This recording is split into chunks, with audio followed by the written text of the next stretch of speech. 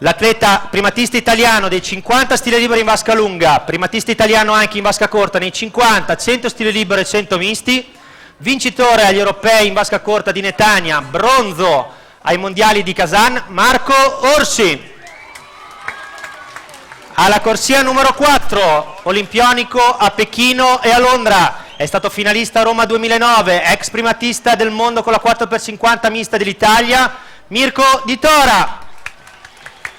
Corsia 5, Peterson Axel from Sweden. Corsia 6, Freri Giacomo, Vittoria Lata Nuoto. Corsia 7, Gatti Filippo, Fondazione Bentegodi. Corsia 8, Frigo Manuel, rappresentativa Rosà.